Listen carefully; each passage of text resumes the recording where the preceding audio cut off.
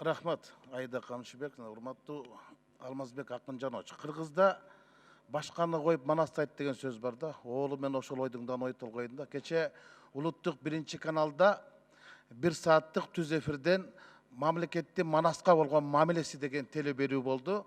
Ага окумуштуулар катышты, манасчылар катышты, анан жогорку кеңеште мен катыштым. Бирок өкмөттөн бир да киши катышпай койду. Мына мамлекетте Манас болгон мамилеси.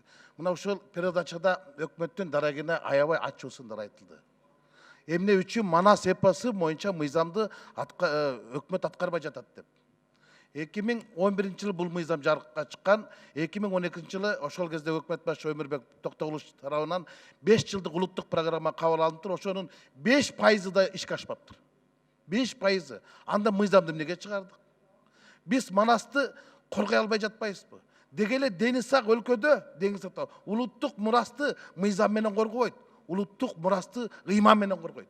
Манас атабыз кыргыз элин, жерин эч кандай уставы жок, уруксаты жок эле сактап келбеди беле? Эми биз ушуну мыйзам менен коргой атабыз. Манас деген арак чыгып атат. Ал Кристалл деген завод экен. 4 жолу талкуу болуп өкмөт токтото албайт. Ал эрешкенсип эми Бакай Аккола деген арактарды чыгаратыптыр. Эртең кайнак, каныкеден кайнак чыгарат. Ушинтип отурушубуз керекпи? Манасты биз коргошубуз керекпи?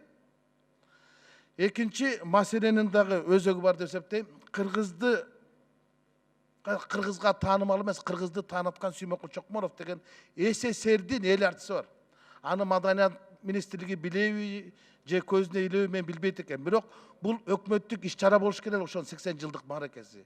Өкмөт өчөшкөнсүп Маданият министрлигине өткөрүп койсо, Маданият министрлиги департамент кинематограф өткөрүп коюптур.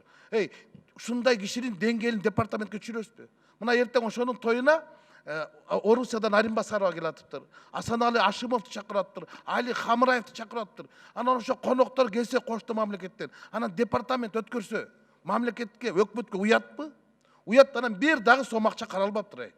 80 жылдык бар экен Сүймөнкул Чокморовго. Мен өкмөткө Айда Камшыбековна өкүргүм да келбей калды, өтүнгүм деле келбей калды, өтпөй деле калды болуш керек. Андыктан мен урматтуу президентибизге кайрылам. Эгер Кыргыздын өңү Сүймөнкулдун өңүндөй деген сөздүн төркүнү төгүн болбосо, анда урматтуу президентибиз өздүк фондуңуздан жанагы Сүймөнкулдун өзүнүн сүрөтү чапталган түшкөн жашыл кагаз бар. Ошодон бир пачка берип койгула.